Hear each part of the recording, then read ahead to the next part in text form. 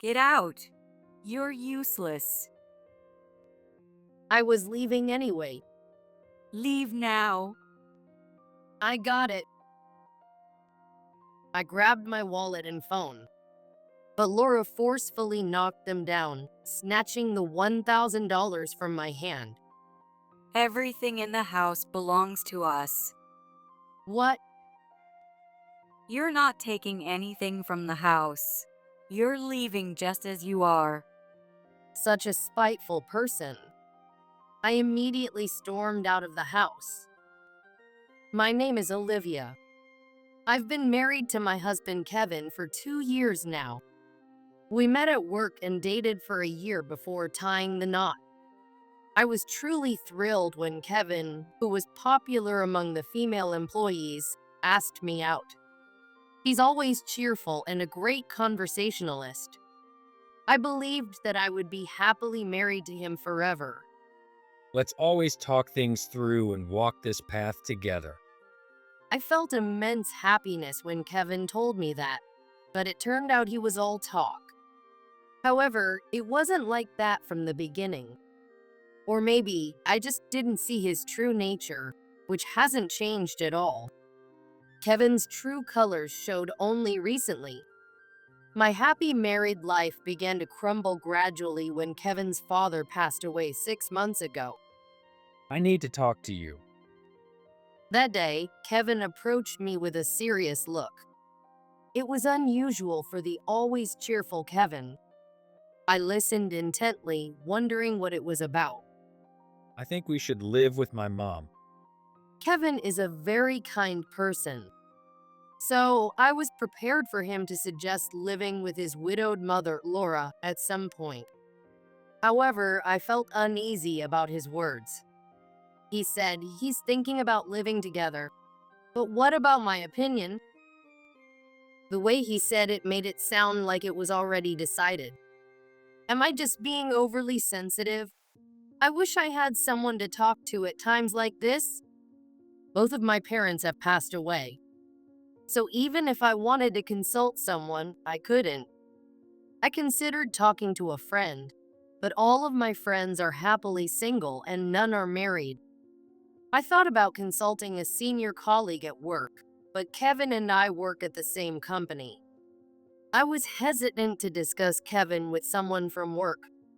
I was troubled alone, but Kevin has always been considerate, so I decided to stop being overly sensitive about his words. About living together. I couldn't reply that day, but later I told Kevin whether we would live together or not. What? I've been worried about Laura too, and I agreed to live with her. Yeah, okay. However, Kevin's reaction was not what I expected. It was very nonchalant. Was I being arrogant to expect him to say thank you or please? It's not good to expect something in return, but I still wished he had at least said, thank you. We're supposed to discuss everything, right? What? Well, yeah, that's right. Right. So, when are we moving? Next Friday, not this one coming, but the one after. What? I was frustrated. It's like he was informing me about a decision right after saying we would discuss everything. I want to support Laura, who lost her husband, but I can't help feeling angry. Why is it already decided? What? What do you mean? The moving day, it was already set, right? I wasn't informed. There was no discussion, and I can't live with Laura like this. Kevin was visibly shaken. I'm sorry. I really am. Since Dad passed away, I've been lost. I just wanted to help Mom. I got too focused on that. I should have thought about you first, Olivia. I'm really sorry. It's not about who comes first. As a couple, we should be discussing and deciding these things together. You're absolutely right. I got carried away. Sorry. I understand the grief of losing a parent. I get why he was overwhelmed. And we have built a bond over time. Seeing Kevin's remorse and his promise to be more mindful, I decided to let it go. So, instead of just deciding on the moving date for 2 Fridays from now on your own, could you please consider my requests too? Yeah, that sounds good. I have plans already for that week. It won't work. Well, right. I forgot. Okay, when would be good for you? I could make Saturday work. Saturday. Oh no. What? Is that not good for Laura? No, it's fine. Then let's settle on Saturday. And so, 2 weeks later on Saturday, we moved. But that day, I witnessed a disappointing side of Kevin. We arrived at Laura's house earlier than the movers, intending to greet her, but Laura was nowhere to be seen. When I asked Kevin, he said she was out. I wasn't wholly on board with moving in together. Living with Kevin's mother would undoubtedly mean having to tread carefully at times. Still, thinking of Laura and wanting to support Kevin, I decided to go ahead with the move. Yet, she didn't even come out to greet us as a couple. Is this just my ego talking? Honestly, I don't want anything unsettling about this new arrangement. But the reality was, she wasn't there, and nothing I could think would change that. While I was unpacking our things, Laura returned home. Laura, we'll be in your care from now on. When I said with a smile, Laura glanced at me briefly, then quickly looked at Kevin. Really, why Saturday? What's the reason for picking a more expensive day? It's just that we had plans. I told you to make it Friday. Yeah, okay. Laura then went straight into her room. What was that all about? It was a moment unlike any I had seen before between Laura and Kevin. Kevin and I have been married for over 2 years. Naturally, I've met his parents several times during that period. Whenever we visited Laura's house, she always greeted us with a smile. Can losing a loved one change someone's personality so much? And what about Kevin's behavior? Can he speak up to his own mother? What was that just now? What? What do you mean? I've never seen Laura like that before. Really? She's always been like that. That can't be true. She was always so cheerful and kind, right? Yeah, but that was just in front of Dad. What? Why didn't you tell me that before? Well, you never asked, did you? That's not the point. If your own parent has such a side to them, that's something you should discuss beforehand. And if I had known she was like that, I would never have agreed to live together. What are we going to do now? We've already moved our stuff and we've given up our house. Well, you'll get used to it eventually. I'm fine with it. That made my blood boil. You're fine. It's okay. Mom isn't a bad person. She just wanted to save on moving costs by choosing Friday. Her way of saying it just came off as harsh. That doesn't seem like it at all. Honestly, I might really not be able to handle this. What do you mean? I mean, living together, obviously. I felt a pitiful helplessness at Kevin's cluelessness. Hey, are you just going to do whatever Laura says? Why would you say that? Because you didn't speak up at all. That was just a one-time thing. Mom's not been herself since Dad passed. She's lonely and probably feeling on edge. Do you really believe that? Yeah, I do. But didn't you just say that she puts on an act in front of Dad? Well, I didn't say she was pretending. Whatever he says, it just irritates me. I'll try to mediate, just give it a little more time. Please, I'm begging you. In my mind, the Kevin I knew for 2 years is battling with the Kevin standing before me now. Throughout these 2 years, including our dating period, there were truly no issues with him. In fact, he was very kind, funny, and considerate. But now, the Kevin before me seems utterly disappointing and pitiful. Should I make a decision right now? Were all our days spent together a waste? After much inner conflict, I felt drained. My thoughts wouldn't flow properly, and I ended up accepting what Kevin said. But I believe it was a mistake. Even if I was exhausted and my brain seemed to stop working, I should have stood by my principles. I've always lived by the belief that things will work out somehow. But this mentality has backfired. I've learned that not everything in life will work out. Initially, Kevin did support me. Whenever Laura criticized everything I did, he tried to smooth things over as a buffer. But 3 months later, Kevin quietly said, I'm tired. after that, Kevin sided with Laura. This meant I no longer had anyone to rely on. Even as Laura intensified her tone towards me, he said nothing and did nothing. He would just hurry off to his room. Moreover, we need to be cautious about neighborhood relations. There are cliques in the neighborhood, led by Laura's group of ladies and another group. And these groups really don't get along well. When we cross paths during commutes, even if I greet them, they just look me up and down and ignore me. Clearly, Laura hasn't spoken well of me to her group. Even when we pass by neighbors, no one speaks to me. Why do I have to endure this loneliness? Is there any point in continuing to live together like this? Is there a need to remain married to Kevin? I didn't even need to ask myself these questions. The answer was already clear. That evening at dinner, I brought up the topic with the two of them. I wanted to talk about the future. At that, Laura's eyes widened with surprise. Really? Finally? So, when are you quitting your job? What? I'm not quitting my job.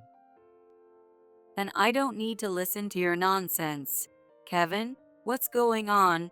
Control your wife. Well, yeah. What are you talking about? You were supposed to quit your job and move in. What? Because you haven't kept your promise, I can't retire peacefully. Even now, she doesn't do anything. But this is the first I've heard about quitting my job and moving in. What do you mean? I looked at Kevin, but he just stood there looking uncomfortable.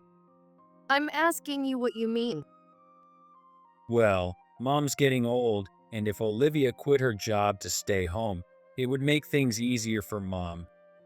All she does now is complain about the meals I cook and the rooms I clean. It's not complaining. I'm just teaching. See, if Olivia just stayed at home, everything would work out. Quit your job and take care of Mom. Why don't you quit your job and take care of her? She's your mother. I was just trying to talk about us getting a divorce. What? At this, Laura clapped her hands in delight. That's great. Kevin, now you can marry Nancy, can't you? Nancy, who is that? Mom. What? It's just a penalty, right? I can pay that. There, problem solved. Laura pushed a stack of bills towards me. How much is this? It's $1,000. Be grateful and take it. Wow, $1,000 from you, who's so stingy, is indeed something to be grateful for. I'll take this as payment for my services so far. So, are we to understand that Kevin has been cheating? I'm not making excuses. Nancy is Mom's favorite, and she said she'd move in with us if we got married. She lives nearby, and with her, I could finally be free. I feel like crying. Even after I decided to divorce Kevin, who no longer stood up for me against Laura, I didn't expect him to betray me like this. I believed that even someone as timid as him wouldn't betray me. But while I was suffering, he only thought about his own escape. I won't cry. I won't let them see my tears. All right, I understand. Let's proceed with the divorce then. Make sure you fulfill your last responsibility. What? I'll be asking for alimony from you and Nancy. Hold on. Didn't I just give you money? That was for 3 months of caregiving. You have a job, so I'll be asking for the standard amount of alimony. Well, but I'm fine with taking this to court. if you do that, you'll end up with less money, you know? I don't care, as long as things are settled properly. Don't joke with me. I won't accept this. You don't have a say in this. He's my spouse, not you. You really are an insolent daughter-in-law. To not quit your job and move in? How rude. Say whatever you like. Get out. You're useless. I was leaving anyway. Leave now. I got it. I grabbed my wallet and phone, but Laura forcefully knocked them down, snatching the $1,000 from my hand. Everything in the house belongs to us. What? You're not taking anything from the house. You're leaving just as you are. Such a spiteful person. I immediately stormed out of the house. At the same time, a torrential rain began to fall. I heard loud noises behind me, and turning around, I saw Laura through the window, looking at me drenched, clapping and laughing. This is the worst. No money, no phone, and no one nearby to turn to for help. Oh, I'm glad it's raining. It hides my tears. Only the sky is on my side. Soaking wet, with nowhere to go, I sat at a nearby bus stop. It must be past 9 p.m. There are no buses at this hour. And even if one came, I couldn't afford to ride it. I sighed deeply and could only look up at the sky. If only my mom was here. I desperately wanted to see my parents. I wonder if I could make it there in about 3 hours on foot. Hey, you're soaking wet. The person who briskly offered me an umbrella was Emily, the leader of the faction opposing Laura. Are you waiting for a bus? There won't be any more tonight. Where were you trying to go, all wet like this? I was thinking of going to see my parents. Okay, where's that? At the cemetery. What did you say? There's no home to go back to anymore. Emily grabbed my arm and took me to her house. She then gave me a towel and some clothes to change into. Wear this, it belonged to my daughter. Don't worry, it's not grandma clothes. Thank you so much. Emily's words were strong, but she was a very good person. That woman is malicious, isn't she? Yes, she is. You really had a tough time ending up married into that family. I learned that Laura was well known in the neighborhood as a spiteful old lady. Whenever a newcomer arrived in the neighborhood, she would scout them out and act all high and mighty. Emily had defended someone from her behavior, and as a result, Laura marked her as an enemy. What do you plan to do now? I'm planning to get a divorce. Any regrets? None at all. That's good. Kevin has always been under Laura's thumb. He's always followed her around, silently watching her be nasty. He could never stand up for his wife. And isn't Kevin cheating with a girl from a family that's close to Laura? Is it well known? Yes, everyone around here knows. I really should have told you sooner. If you're going to get a divorce, I'll help you.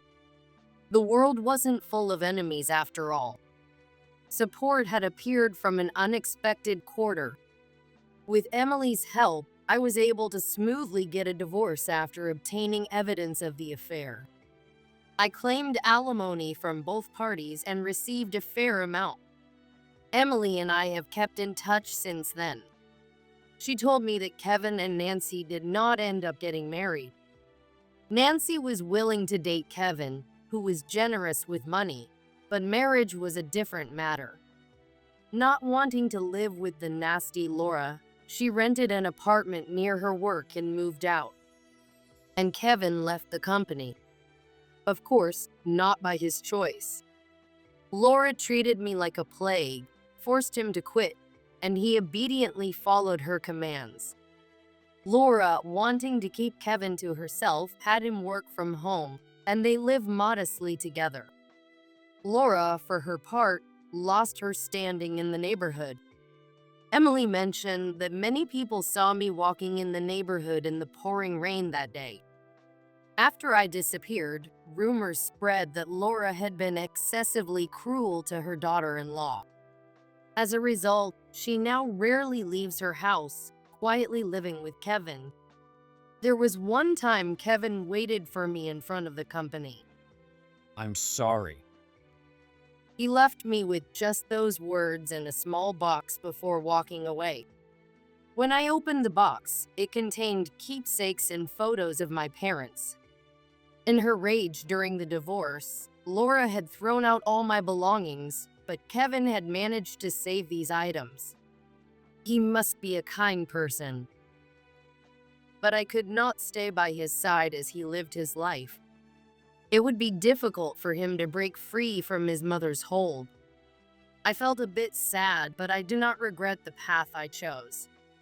My wounds are not yet healed, but I plan to take things slowly.